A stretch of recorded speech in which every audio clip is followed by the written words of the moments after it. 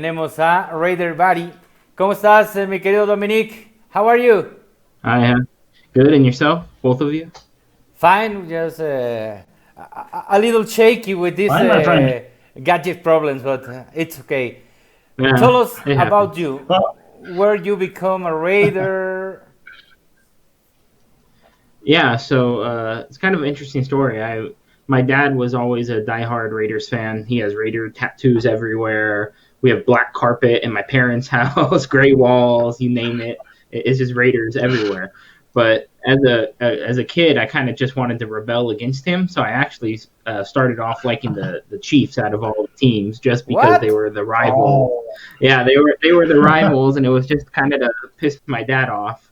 So I liked the Chiefs for a little bit. That's back when they had like Rich Gannon, so that's how long ago that was. And probably around 2002, right when they were in that Super Bowl run, is when I switched over and started liking the Raiders.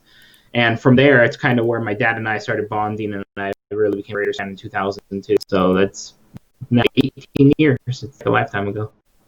So you become an intelligent person, right? Yes, I can't stand the Chiefs anymore. Like I said, it's more out of spite for my dad than anything. But if anything, Raiders have brought us together more than anything. He comes over on Sundays and he watches the games with me, or I'll go over to his house, and it's more of a family bonding thing now. ¿Algo que quieras preguntar, mi querido Flash? hey, did that punt return by Tim Brown made you come into the right side of the force? Uh, yeah, you can say that. Yeah, Okay. it's just something. It's just something about the 2002 team, and just I don't know, maybe just seeing how excited my dad was because the Raiders haven't been to a playoff game really since 2016, and then prior to that, really 2003. So just to see the joy on his face, I couldn't do it to him anymore. So Okay. And But that's pretty cool. but that's fast. That's pretty cool. I mean, to have this kind of stuff. I mean, when a team is bringing the family together, that's pretty special. I mean, and in your case, for the arch rival, for the nemesis, and then bonding with your father, that's pretty cool. I can remember back. This is back when they were in LA, and I not that far from the Coliseum, and so my dad, as a kid, he would take games, and as you could imagine, back in the '90s, I'm 34, so back in the '90s in the Coliseum in South LA was always a rough area, but my dad would always take a game, so I do appreciate that. So I guess it started when I was young. It took a little bit of time for me to actually become a fan, and I can just tell you, probably really when they signed Derek Carr in 2014, that's when I really became like I'll put that transition to a diehard Raiders fan. That's why I started watching every press conference. I'm on Twitter. Every little news story out there to know, and I wanted to know right away. I didn't want to find out, 2 hours after everybody else. So really, around 2014 is when I became like a hardcore Raiders fan. So you are not a lover from those players like Ken Stabler, like Jim Plunkett, right? Oh no, no, no, no. I definitely know who they are, and on when they're on ESPN or NFL Network, and they're playing the old John Madden games or Tom Flores games, I'll watch it, and my dad will call me up. Like literally, it wouldn't surprise me if he calls me anytime, and he just said, "Hey Dominic, the Raiders are on ESPN now. It's the Tuck Rule game, or it's when John Madden was coaching." So I'll go and I'll watch those games with him. So I definitely appreciate the history, to understand and appreciate the history of the Raiders to really be, that fan at the next level. So now that you are like a new Raider fan, what do you think about from 2014 that the year when Derek Carr arrived to the team and everybody is trying to blame him. Well, all the Carr haters, but the Hmm. numbers had a fact. He's one of the top three in the most comebacks in fourth quarter for winning games since that Yeah. 2014 to this year. the best percentage of a quarterback last 2 seasons. And the only mistakes he made is because he wants to stretch the winning touchdown against the Cowboys, against the Packers. Probably one of the biggest mistakes of him is that interception against the Chargers of Melvin, Merriman in the in end zone. But Yep. in the other way, everybody said, "Oh, he's so afraid." No, he's trying to take care of the most important part of this game, the football.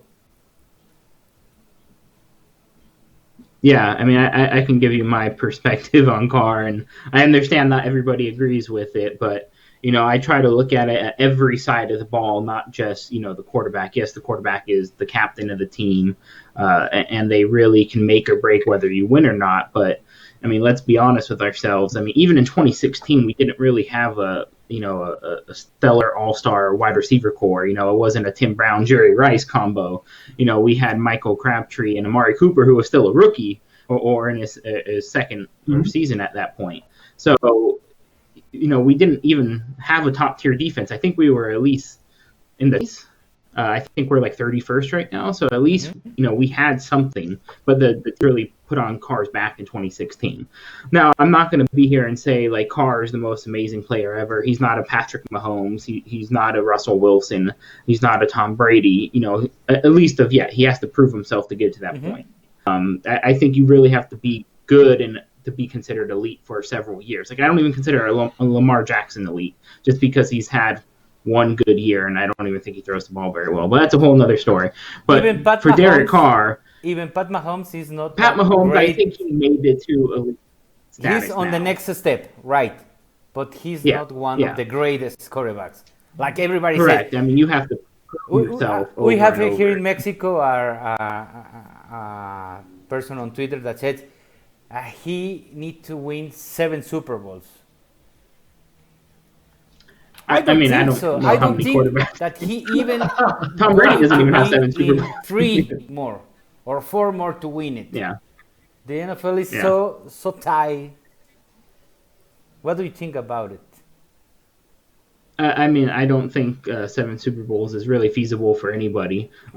Even let alone going to 7 Super Bowls is reasonable for anybody. I mean, that's saying a lot of quarterbacks then are Dan Marino never went to the Super Bowl. Rich Gannon went to the Super Bowl. But, all these people wouldn't mean anything if you're only counting Super Bowls. Yes, I understand that's what people want and that's the ultimate goal. But I don't think you can define a player just based off the number of Super Bowl rings. Because once again, just like in the Carr situation, it's a team game. Like you have to have a good running game. Otherwise, you're going to have to pass it for 500 yards. And look what happened to Jameis Winston. He threw 30-plus interceptions, even though he leads statistically in most of the categories, including yards and touchdowns. So it just doesn't really matter. It's a team game. You have to have a solid defense, and which is why we were good in 2002, 2003. You have to have a solid offense, which I think we do have now. And with that solid offense, you need a good coach. And, I think Gruden is still up for debate, but I think the number one complaint people have about Carr, and I see this on Twitter all the time, and I'm sure this is the number one thing you see too. And I even hear it with my dad when we're watching games on Sunday. He's like, oh, well, he's going to just throw a short pass. But I don't think a lot of people realize John Gruden's offense is a West Coast offense, and a West Coast offense means short passes. It's kind of almost like a second running game. Instead of just hand it off to Josh Jacobs, you now throw it to Jalen Richard. So that's the whole point of a West Coast offense. Tom Brady kind of does it. You see the little slant passes to Julian Edelman, and that's what makes him so good. That's a John Gruden system. It's not necessarily a Derek Carr issue. So I disagree with people on that. It's designed that way. Flash? Actually, yeah, I agree with you. If you look back to those 2001, 2002 Raiders, although the 2002 Raiders were not coached by John Gruden, they were made by John Gruden, they were not running the ball so frequently, but they were throwing very short passes to Charlie Gunner, for example. He was the go-to guy in order to get those small yardage situations, and they were Those doing dirty that plays, with right? small passes. Yeah, that's right. So, yeah, I agree with you. Sometimes I think that John Gruden throws a lot of information to his quarterbacks, and in this case, talking about Derek Carr, he's been able to uh, process that information very well. But last year, he lacked a couple of key weapons. I mean, we were counting on Antonio Clown, and we all know what happened. So I think the pick by picking Henry Ruggs III is like it's a very nice addition to this offense because he's not that guy who's gonna go 40 yards deep and catch the ball. He's gonna take a slant and turn it into a big gain. Let's see if he can do that in the pros. But I think it's more or less what you're talking about. I think that's the way John Gruden likes it. And if you can remember, Rigo, I don't know if you can remember it, Buddy, he used to have a lot of problems with Al Davis because Al Davis loved the long bomb. I mean, he loved to air the football. And John Gruden was quite the opposite. So it was said that they were having those troubles. But well, now Al Davis is not there. So John Gruden has well, can do whatever he wants with the offense without him worrying about Al Davis. So I think he's building the kind of offense he wants. Yeah, I mean, I understand it's not the Patrick Mahomes sexy offense of let me just throw the ball as far as I can downfield and pray that someone's going to catch the ball, which I think a lot of luck happens with Mahomes. But it's the conservative football of if I can get 6 yards of play, that's a first down every 2 plays, and I'm down the field in 10 plays, for instance, and then I'm in the red zone. So that's kind of I think what his mentality is, and I understand it's not like I said, the sexiest thing to watch. People want to see the 2016 Derek Carr where he's just throwing it downfield. I remember the Tampa Bay game. He threw for like 400 or 500 yards, and that was super fun to watch. That's just not this offense. I don't care who the quarterback is, whether it is Patrick Mahomes or Derek Carr. That's not John Gruden's offense. That has to be changed by him. And I hope, like you said, with the addition of Henry Ruggs, that's going to happen. And I know this is not necessarily our topic, but I'll just quickly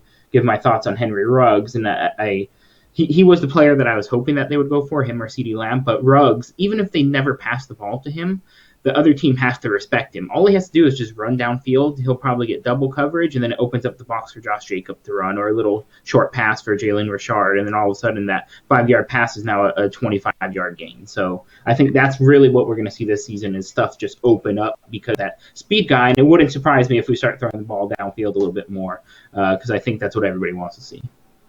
And if you say it that way, you can put Tyler Williams in one part, Renfro in other, Bowden over there. You have 3 great tight ends. Waller, Yep. you have Witten, and Foster Moreau for me is one of the best rookies last year, but nobody take the shot on him. He was the best on the end zone for the Raiders. He has the most touchdowns because Waller was covered with 2 people, and then you found Foster Moreau. That's the magic of Derek Carr. He can find players that nobody cares in the end zone. Unfortunately, last year he didn't have much of them, but if you remember that play on Detroit where he stretched the play and find Hunter Renfro, what's a dime over there? Yeah, I mean, I think that play in particular, if you watch it again, it shows chemistry. This is why chemistry is so important and why they're doing practices right now, why they're so important. Actually, in that play, if you watch it, and I think because Hunter Renfro, they practiced it or they're just on the same brainwave. I don't know what it is, but right before he threw it, he actually pointed right, even though he was running left and he was passing it left. So I don't know if that was just like they were on the same page or what, but it tricks the defense like, oh my God, he's going to go the other way, and then it just opens up that little spot for him to catch it. So that was a brilliant play, and I could only imagine that's going to happen even more with Hunter Renfrow coming forward in 2020. Flash. Yeah, actually, he was quite a surprise. I mean, well, I think you saw it during the Hard Knocks series last year. I mean, they were saying he's not like the fastest guy, he's not the tallest guy, he's not the strongest guy, but he runs pretty sharp routes. Makes him what he is. He's a pretty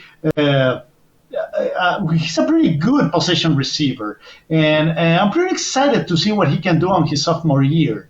I mean, he had a couple of huge plays, one against Houston, and the guys, it was a big surprise for me. I mean, so I want to see what they can do with Tyrell Williams, and on the other side having Henry Rocks coming from the slot.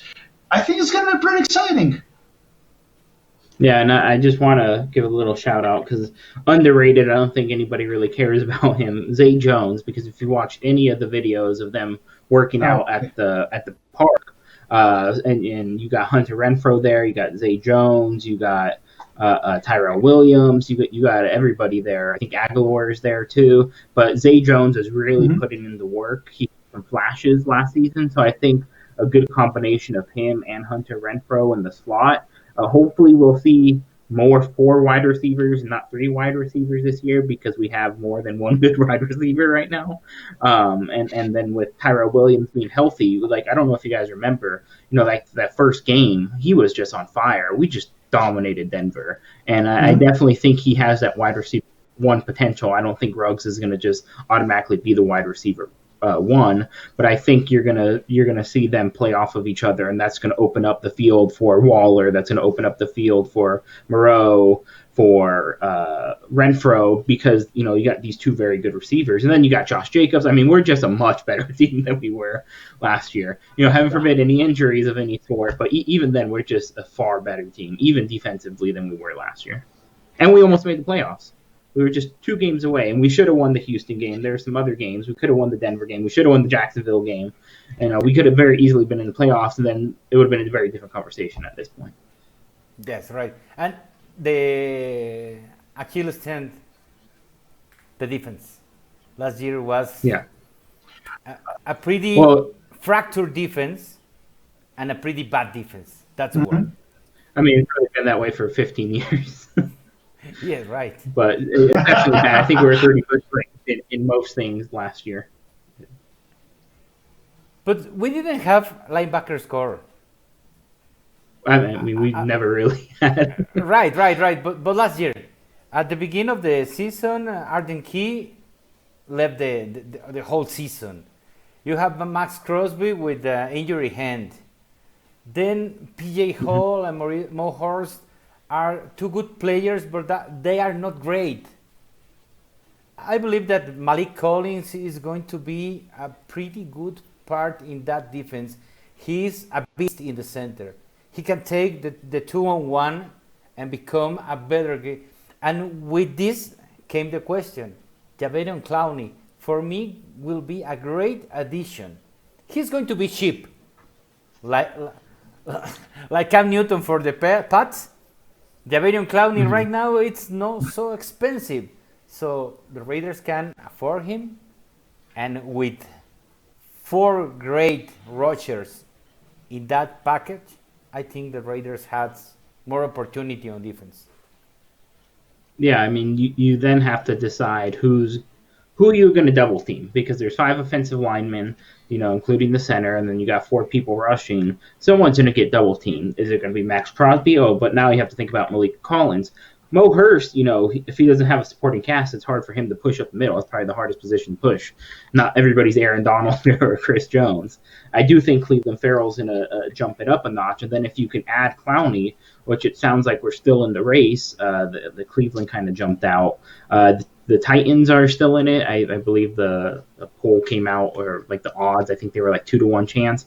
but they can't even afford Derrick Henry, so I don't understand how they're all of a sudden going to pay for Clowney, and then the other team was Seattle, and it's my understanding that he already turned down $15 million from Seattle, and he was asking 12 to 15, so he's getting the high end of what he wants, so he obviously doesn't want to play in Seattle, and I don't know why that is, but I mean that's beneficial for the Raiders.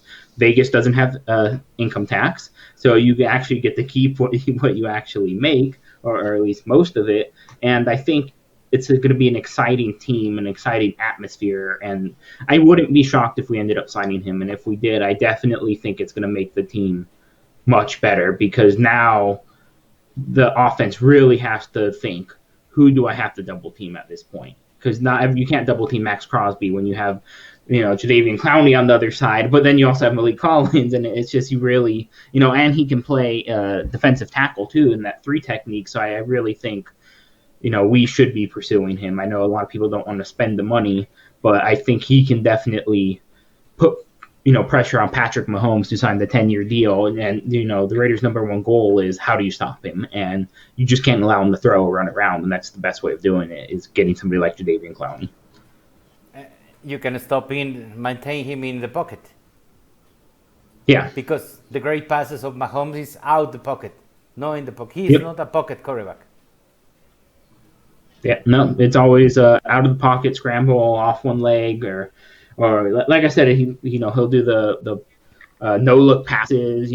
Sometimes I say he gets lucky. Like you just see the way he throws it, and it's just like he's just praying that it's going to happen, and it just happens that way. Maybe it's not so much luck since it's happened for 2 seasons, but it definitely looks like it when he does it. So if you can contain it and you can start collapsing that pocket, and then you get a linebacker in like Corey Littleton who's fast, who can cover people, it really hurts the Chiefs offense, and that should really be our priority. Like even if we got no offensive players, no Henry Ruggs, anything like that, just improving that defense would make a world of difference for the team. And we improved the secondary. Healthy players, good players. For me, Harris is going to be a key player in that defense, even though he's going to be a backup, or when you put the dime package, he's going to be with Abraham. But he is a great player, and he's making every year a big step to be an excellent player. Yeah, I mean, he's definitely taken over a leadership role on that team. I don't think many people realize he was the MVP of the Chargers game that we had. I think it was on Thursday Night Football, with the 3 interceptions. And I think him, Jonathan Abram, and I hope to see more from, what's his name? I can't remember his name now. Marcus Joyner. Yeah. I just think he had a bad year, and I know he was dealing with some hamstring issues. I don't know if any of you played sports or just trying to do stuff with an injury. It's not fun at all. So last week we were talking about the Tyler Williams, the fasciitis. Yeah, the plantar fasciitis. Yeah, I've had that. I have sometime the fasciitis, and it's so hard to run, even walk with that. Even you get a shot and okay, let's go. It's difficult. That's why they are pros. Yeah, and that's why they get the bills. Yeah, I mean, even with the shots, it just masks the pain, but you're ultimately just doing more damage So, it doesn't get better over time at that point. It's just going to get worse until the off season, and you hope for the best. Flash. Actually, the thing that worries me a little bit about the Clowney signing, well, first of all, the offer. I don't know the amount offered to Clowney, but the problem is the Raiders are pretty tight on the cap room. I think they have to find a way to cut a couple of players in order to get to the level of money, or to the amount of money that Clowney wants. I mean, I think that's the problem. I'm sure, and I have heard that John Gruden really wants him, but my question is the money there? I mean, I think you're going to have to cut maybe, I don't know, Say Jones and a couple of other players in order to get him. if he decides to go to Las Vegas. I think it would be a great addition. I mean, don't get me wrong, it would be great to have him. I was looking at his stats, and one stat that caught my eye was the times he was able to hit the quarterback. I mean, he was able to sack the quarterback 3 times to deliver 10 hits, and that's huge. I mean, when you're in front of the quarterback in his face, making him uncomfortable, that's huge for your secondary. So if we're able to get it signed, it would be huge. It would be a very good addition, but my worry is the money. That's all I'm worrying about right now. Yeah. I mean, for those who know about cap space and salary cap, the Raiders don't have a whole lot of money, so I wouldn't be surprised, like you said, if a bigger name gets cut or traded, like a Gabe Jackson maybe, because you've heard his name go around the last couple seasons, or they'll restructure a contract. It wouldn't surprise me if they restructure like a car contract or one of the bigger contracts on the team to allow for some cash flow. It's all going to depend about that guaranteed money. But this is not soccer. Like, this is not AC Milan where I have $1 billion to spend and I can just get every single player as an all-star on the team. It doesn't work that way in football, or the NFL football. So I mean, they're definitely going to need to finesse some things, but I think people are generally willing, especially if a team wants to go to a Super Bowl. Even John Gruden said this after they let go of Mac, which they never should. I don't care what anybody says, even in hindsight. Good pass rushers are hard to find. And it's not all about sacks. In some ways, I think QB pressure, just in general, is more important than sacks because you just scare people. If you're just constantly in somebody's face, they're more likely to be scared than if I sack them one time a game. Even if I get a sack every single game, QB pressures to me are just more meaningful, but it's just not a sexy stat, so nobody really cares about it. Look, Carr, when he's pressure and he's not pressure. He's not be afraid, or he is not a coward. It's a thing that you have to take care about you and the football. And if you are I play as a defensive tackle. If you are breathing in the back head of a quarterback, he's going to make mistakes. Mm-hmm. Yep. It's like Phil Villapiano once said. I mean, those Raiders of the 70s were so tough, were so mean, that many teams lost to the Raiders before the kickoff. I mean, Phil Villapiano said it. They were so afraid of us that they said, okay, let's get rid of this thing and give it to the Raiders. Get me out of the football field. I mean, I don't want to be here. I don't want to get hit. So I think that's a pretty good point. I mean, it's not a sexy stat, but if you are breathing in their neck and they're afraid of you, that's gonna make a change. I think that you were spot on. Yeah, and even pass blocks, I think that's something Cleveland Farrell did a very good job of last year. Mm-hmm. It's not a sack, but pass blocks are it's an incomplete pass and it's potential interception. And at the same time, when you're tall like that, and Jadeveon Clowney super tall, I think it definitely adds another dimension to the defense that we just didn't have. Because like Mo Hurst, he's not that tall. You're not going to get a lot of pass blocks with him. No, when you have two towers like Crosby, and if you add Clowney, it will be very difficult for a quarterback that is not so tall, because Mahomes is not so tall. With the Chargers, I believe that the quarterback that everybody thinks is going to be the starter in the second part of the season also is not so tall. So you have an advantage. Talking about secondary, what about the corners? What do you think about the new additions to give a sophomore a role player? Yeah. I mean, I think you start with the one pick. Damon Arnett was at 21, and a lot of people were surprised. And I mean, I was surprised myself. I didn't even know who Damon Arnett was, to be honest with you. Then afterwards, I did a bunch of research and tried to figure it all out. And then everybody's main thing is, oh, did we draft them too high? Same thing with Cleveland Farrell at 4. Did we draft them too high? And I don't think people realize, because we know we're all Twitter couch GMs, is if you have a guy, you're going to go for the guy. And if there's no way to trade back, but you still want the guy, you just have to bite the bullet and just actually do it. Now, it only, out of the 32 teams, it only takes 30 of the 32 teams to actually pick somebody. So maybe somebody at 25 wanted Damon Arnett. It doesn't matter what the other 30 teams wanted. It just matters what we want, and then the other team who also wants him. So, it just really depends. Nobody ever gets drafted too high or too low. It's really based off the team's needs. And I trust Mayock and Gruden that they did their research. And there was actually a stat that came out today from PFF, I think like 2 hours ago, and I don't have it up on my screen, and I should. Jeff Okudah and Damon Arnett were like the 2 highest rated corners in the draft with the number of pass blocks. It was like 23 and 25. And Arnett hasn't allowed a touchdown in X amount of games. I forgot what the stat was, but I mean, he's a good, solid corner, and he was playing with a broken wrist pretty much all last season. So, he can be right on par. And you don't have to be a first-round draft pick to say you're productive. We see Tom Brady was a 7th-round draft pick. All these people undrafted, it doesn't matter, like, necessarily what your draft position is. It's whether you can put that on the field or not and translate that. And then you have Trayvon Mullen, he was a 2nd-round draft pick, and he's done great things for us. And I think he will be our cornerback 1.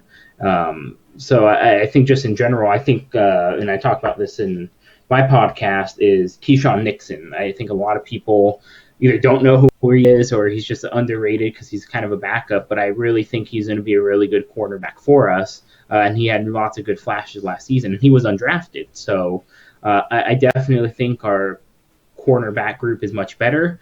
I have more, and I think our linebacker core is much better. Obviously, when By you're far. pretty much last in everything, you can only go up when you hit rock bottom. It's really, I think the safety group is where I'm most concerned about, because I don't think Jonathan Abram, as much as everybody praises him, he hasn't proven himself. And just like I said with the quarterbacks, it takes 2 years to really show, that you're becoming elite and that you deserve that status. And people are treating him as he's elite, and he's played like a half a game pretty much. So he's pretty much a rookie at this point. So he made a few mistakes. Yeah. And he's going to continue making mistakes. He doesn't have that. He's not practicing. He wasn't on the field for 16 games. He doesn't have that exposure like everybody else does. And I think, if LaMarcus Joyner doesn't show up again this season, I think he's gone. But now we have Eric Harris and then Demarius Randall, who's actually very good. But, we don't have that depth that we do in other positions. So that's the one group I think that can make or break us, especially when you have AFC West that has good wide receivers. You have Mike Williams, Keenan Allen. You have now the Broncos. They got what's his name? Jerry that we're Jeudy. going to draft.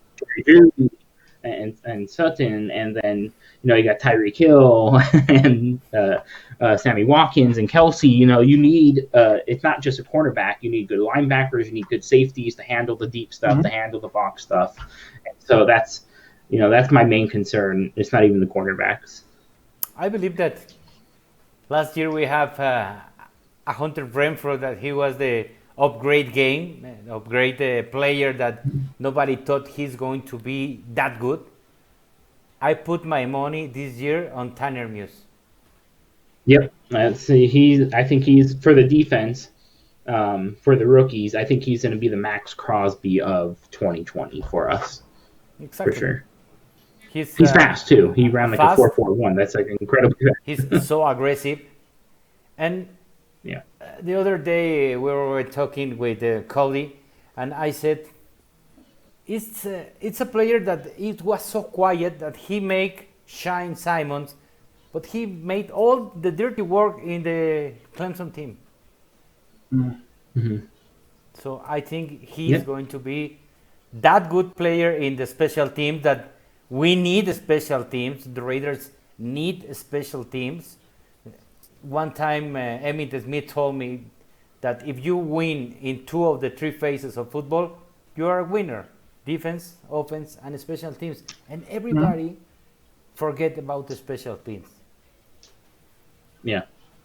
And we are You forget about it until you need it. well, exactly. Whether it's a field goal to win the game, or whether it's an onside kick to get the ball to try to come back, or whether it's smart plays, just like Dwayne Harris against the Broncos in 2019, where he got the ball at the 1 yard line and then he ran back for a touchdown. That's 7 points. It's just as important. I understand the NFL has kind of made it less important with kind of the rule changes and stuff like that, but the field position can really make or break a game, and that's the one thing the Raiders have always been terrible at, is field position when they get the ball back. So, Or the first down of Harris against the Birds last year. Yep.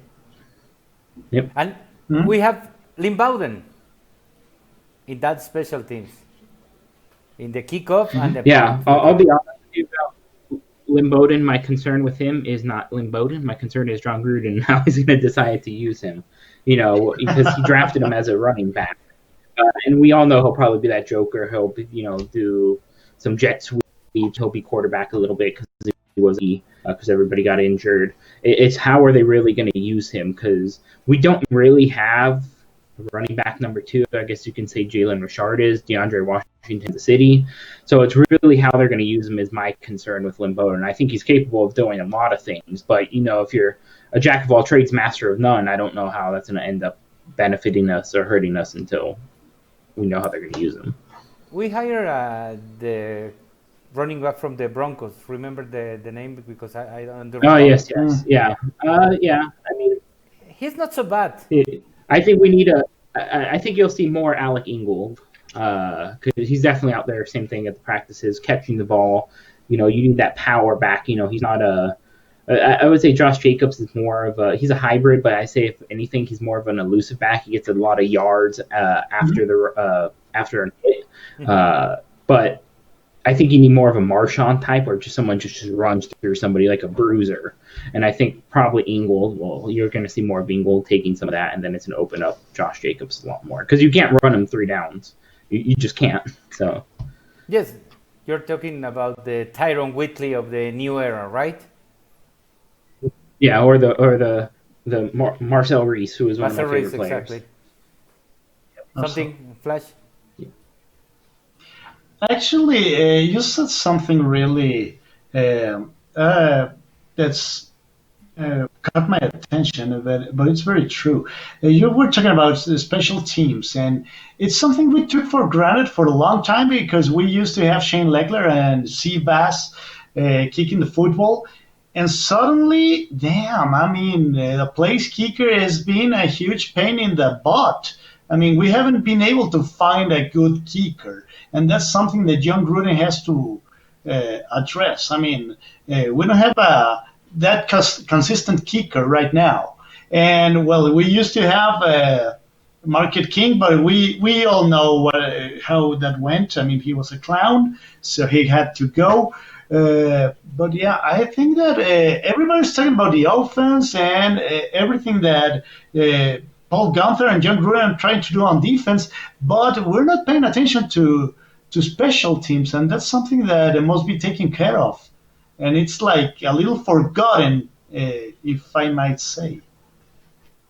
Yeah, you can't miss an extra point, which I think we missed at least 1 or 2. You can't miss 20, 30-yard field goals for 3 points, but we did. Daniel Carlson was very good in 2018. In 2019, he wasn't. We've seen the teams that struggle with kickers for the longest time, like the Chargers. How many games have they lost because of their kicker? And I still think we don't know what Daniel Carlson is going to be for us. If he's consistent this year, I think he'll probably be consistent for us for a long time. If not, then we're going to have to start this all over again, and this whole process. And the good thing about Seabass was he was consistent and he could hit it. Doesn't matter if it was 10 yards, doesn't matter if it was 50 yards, and you knew it was almost automatic 3 points. And as soon as Gruden loses faith in Daniel Carlson, which you saw a little bit last year, that's just going to put more pressure on the offense. So it's now going to be, at the 30-yard line, and instead they're going to try to go for the first down instead of the 3 points. And I think that's where you're going to see special teams come in and make or break games, because how often do games come down to 3 or 6 points? That's just 1 or 2 field goals. And what do you think about the Twitter of Ocho Cinco. Yeah, I've always loved the Chad Johnson, Chad Ochocinco. He's changed his name so many times. He had a good 30 on 30 on ESPN. That was very good in his McDonald's. But I know he's been out there. I don't know if that came about because he's been working with Trayvon Mullen a lot and trying to get his feet work ready. Even though Ochocinco is a wide receiver, he's still like if you see him run some of those routes. He's still probably one of the best route runners I've seen even today. Yeah, he might not have the same speed, but you can't teach somebody quick feet. You can try. You can't teach somebody the football IQ, and he has all of that. Now, do I think the Raiders will ever bring him in? I don't know. John Gruden, nothing surprises me at this point. So, is it worth a shot? Sure. If anything, I think he's a good mentor for a lot of people. Just like I think same with Vontaze Burfict. Even if you don't bring him in, I think he's a good mentor, and you can have him as like a coach. I don't know if Ochocinco or Burfict would be interested in something like that. But I think with all the wisdom that he has, I think it can really help. Our wide receiver core. When you've done it at an elite level for so long, I think it's only going to benefit us. Flash.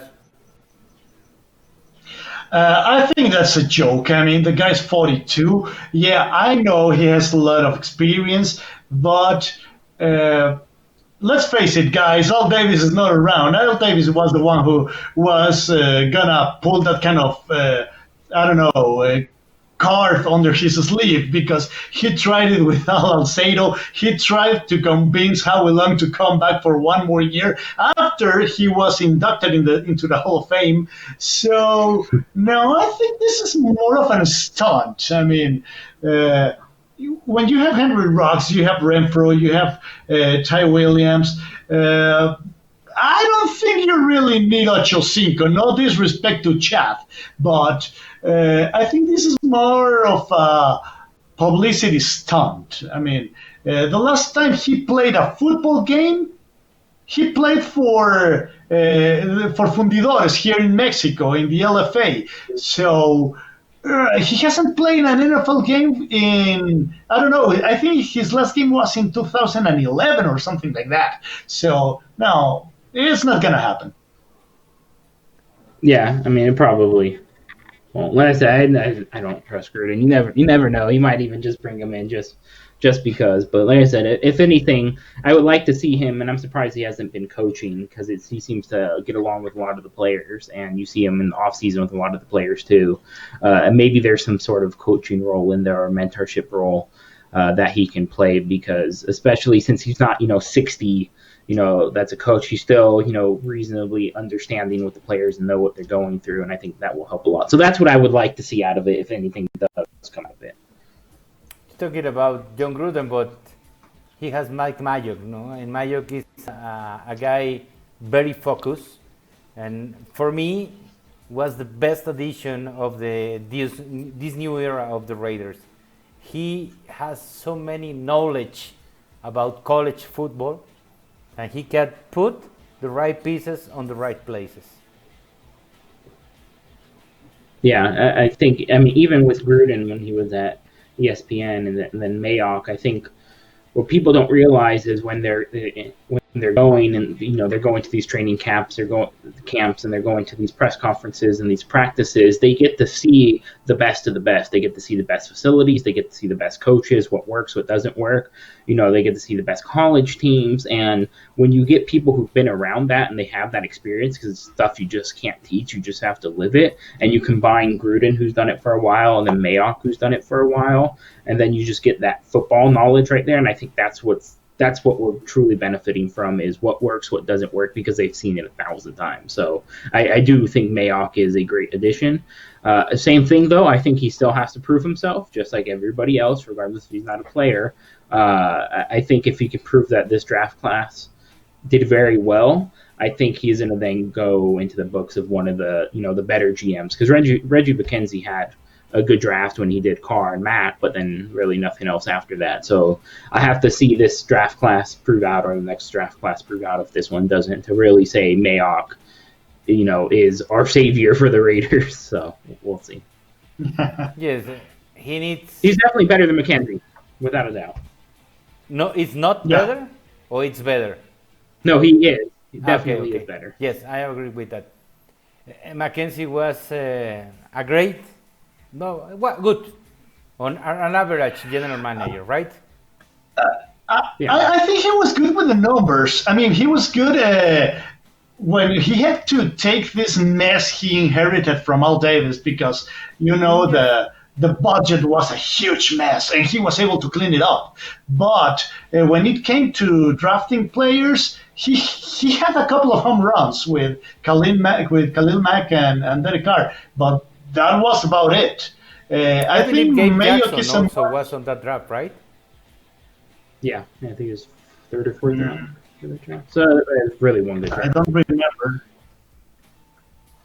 But when it come to drafting other players, he was striking out. Kudos for him for cleaning up the budget situation. He did a great job, but that's it. Yes.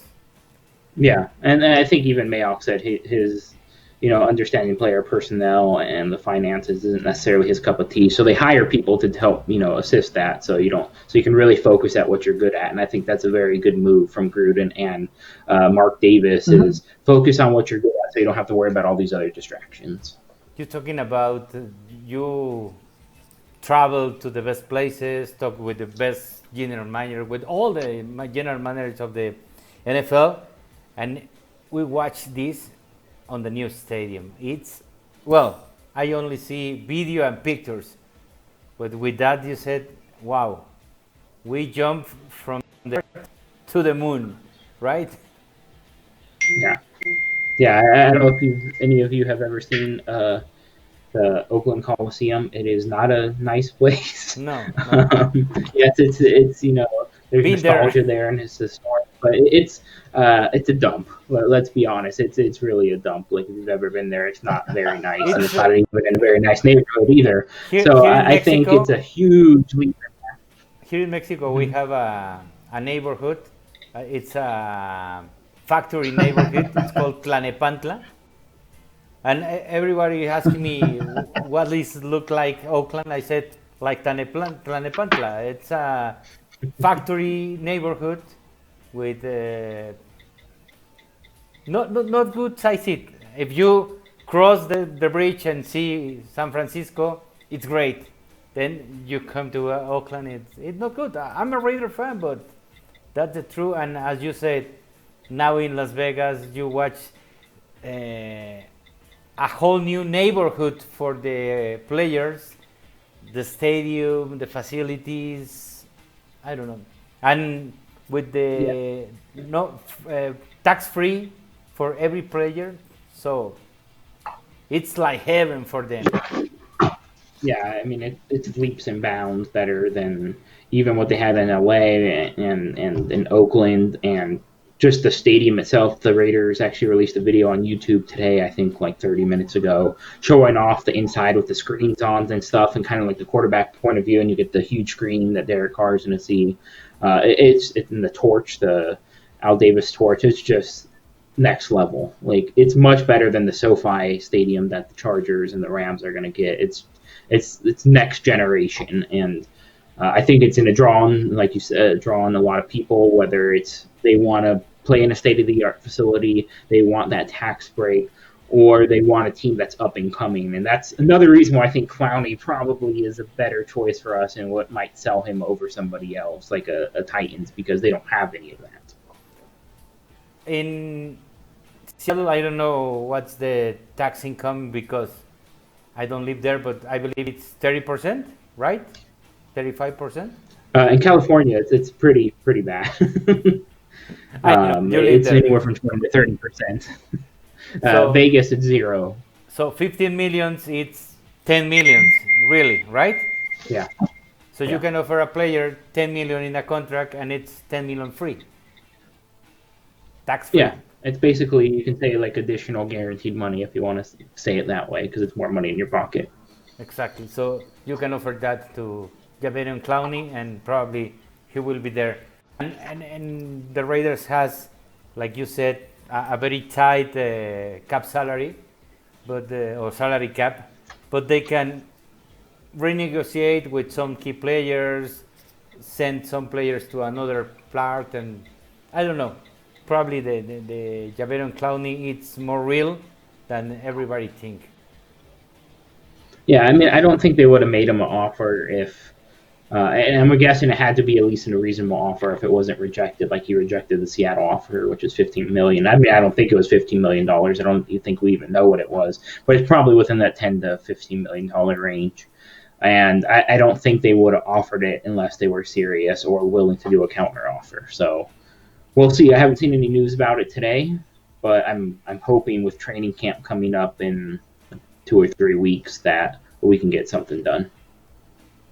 Well, ¿algo que quieras agregar más, Flash? I want to know your opinion on where were you on the stay in Oakland or go to Las Vegas thing. Well, to be honest, I was a stay in Oakland guy because I'm a very traditional guy in some and I think the Raiders were born in Oakland. Well, yeah, they went to LA. They came back or they went back to Oakland, and the move to Las Vegas was a little. Let's say it was a tough pill to swallow for me. Although you might say, "What was it tough for you? You live in Mexico freaking City." But I'm a little traditional in some sort of way, and I like them in Oakland. But I understand why they went to Las Vegas. So I want your opinion. Where were you? And well, if you were a state guy, has your mind changed? I mean, where were you and where are you now? Well, I'm going to be a little bit selfish here, and I'm going to say I was a Los Angeles guy because before Vegas was even on the table, they were trying to LA, the same market as the Rams, and when all the cards fell, the Chargers got that second spot, and then the Raiders. So if the Chargers would have said, no, we're not going to do it, we're going to stay in San Diego, then the Raiders would have most likely took that spot. So I'm selfish in the fact that I wish the Raiders would have came back here so I can go to very many home games. Even though I go whenever they play the Chargers, I go to that game in person. So that's what I would have preferred. Now, whether it's Oakland or Vegas, I try to look at it as the big picture. I don't think Oakland was you would ever get the stadium in Oakland, and I think big picture in order to generate additional money for the team because Mark Davis is one of the poorer owners. Unfortunately, that's just the facts, and really taking it to a new market, something new, starting fresh. No income tax. I think that's really what was the straw that broke the camel's back. So I'm fine with going to Vegas. I'm not upset about the Oakland move. I know other people from Oakland, like Kenny King, probably prefers them to stay in Oakland, but I'm not necessarily sold on that. Like I said, I would have preferred them to go to LA, but Vegas is just as good for me just because of all the perks that it offers. Well, Beatty, you are a California guy. You are a Raider. Where you see this team if there's a season in this 2020? I mean, I definitely think so. I actually, for my real life job, I actually do data and analytics, and I'm also certified in epidemiology, so I know very much about the virus and everything going on and where we're at and where we're going to go, probably more than the average person. That's a whole other podcast that I can talk to you guys an hour for and everything about that. But I definitely think there will be a 2020 season. I don't think there will be full stadiums right away. I think the Baltimore Ravens came out with something today saying out of their 71,000 capacity stadium, they're only going to allow 14,000 if they do allow fans. So I think you'll probably see a lot of teams do something like that, spread out or keep people in the same household. Realistically, you're outside. It doesn't really transmit outside. I understand the stadiums indoor, you open up those bay windows or whatever you want to call them. It allows for air. So I definitely think you'll see fans in the stadium. Maybe not right away. They'll probably get eased in, or they'll start at a low capacity and then build their way up. But I'm a firm believer you're going to get a therapeutic come September, and a vaccine, at least in the United States, probably come October. So probably towards the end of the season, you're going to start to see stadiums fill up. And where you see the Raiders in playoffs, divisional game, Oh yeah, championship, definitely. Like I or said, Super they Bowl. should have made the playoffs. They should have made the playoffs last year. I don't care. This is just once again my point of view. I don't care if you're the Dolphins. I don't care if you're the Chargers or how bad of a team you are. That the goal is always the Super Bowl every single year. You never Hmm. know what can happen. The 49ers were they were the 31st team last year or 2 years ago, and then they went to the Super Bowl. So anything can happen. Granted, they always had a good supporting cast, it just never meshed together very well, but it can happen. So I definitely think, especially with the expansion of the wild card, I definitely think the Raiders will take that spot. Whether they'll take on Kansas City or not, I'm not 100% sure. So they'll probably get that second spot. But I definitely see them at the very least in the playoffs. But like I said, every team should go for the Super Bowl, so I'm going to aim for the Super Bowl, and that's my expectations. Flash, algo más. No, actually, it was pretty cool talking to you, man. I mean, we've been having a blast. Yeah, I think the Raiders have a really great shot at the playoffs, especially with this new spot. I mean, it's up for grabs. I mean, because usually that second wildcard team ends up going with maybe 10-6 or 9-7. But lately we've been having playoff teams that are 8-8 or even 7-9. So I think the Raiders have what it takes to get at least to 9-7. I think 10-6 is pretty attainable, or it could be reachable. Yeah, I think it takes at least 9-7 in today's day and age. Maybe now with the new system, maybe 8-8. But at least 9-7, you're almost guaranteed to get in, especially in our division, unless you're the NFC, where you can like the Cowboys and the Eagles with losing records, debating who's going to go into the playoffs. So we're not like that in the AFC. I think the Raiders are going to Yeah, finish 10-6 for me. I Yeah, think 10 and it's 6 is probably around there. pretty attainable. And I think they are going to be in the middle of the season with a 500 uh, record, and then they're going to start to win games in the late season. The schedule is easier in the second part of the season, and Yeah. I don't know. It's I Which think in many ways it's better. exactly. I mean, sports is a game of football, baseball, whatever it is, soccer. It's a game of momentum. And if you're going into the playoffs on fire and you're hot, you're more likely to, like the Titans did last year, you're more likely to go further in the playoffs. Hmm. So I don't care if you're 16-0 or you're 9-7. When you're in the playoffs, you're 0-0, just like everybody else. But if you have that momentum behind you and you're winning, the last couple of games up to that, I think that can really carry the team forward. Where if you lost the last 3 games but you still make the playoffs, it's kind of rough. Exactly. Well, Dominic, was a pleasure to talk to you. ¿Algo que quieras decir? ¿Ibas a decir algo? Actually, if you take a look at the end of the schedule, if you take a look at the December, I mean, you have 3 home games and only 1 away game against the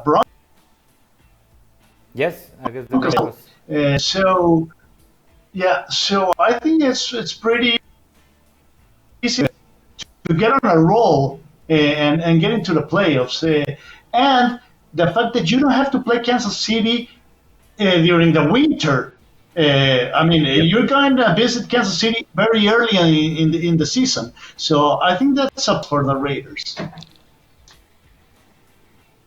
Yeah, I mean, quite honestly, I don't care if they're 8-8, 7-9. If they get to the playoffs, I'm happy. So, of course, I want to see them win 16 games. But like I said, once you get to the playoffs, you're 0-0. So it doesn't really matter at that point. Exactly. Yeah, you were saying something, Rigo. Just let me finish this one, Rigo. The last time the Raiders went to the Super Bowl, if you remember, halfway through the season, they were 4-4, Mm-hmm. and they were able Mhm. to get in a pretty good shape in order to get to the playoffs and then to the Super Bowl. So, yeah, I think that they are able to maintain more or less that kind of uh, consistent game or consistent play, and they are able to be 4-4 halfway through the season. Their chances are pretty good going into the final part of the season. Yes. Yeah, no, I completely agree. Now, right now, Dominic has to something to do. Thank you, Dominic, for being with us. Yep. I believe it's not going to be the last time. So you're Yeah, welcome happy to here. come on again. This is very fun. I always enjoy talking Raiders with other passionate fans. So I believe next time the computer and all the gadgets are going to be fine to start on time. No worries. Thank you, Dominic. Have a great night. Thank you. Amigos, You no se too. vayan. Ahorita Bye. regresamos. Vámonos a Las Vegas porque ya está Ariel listo para la información.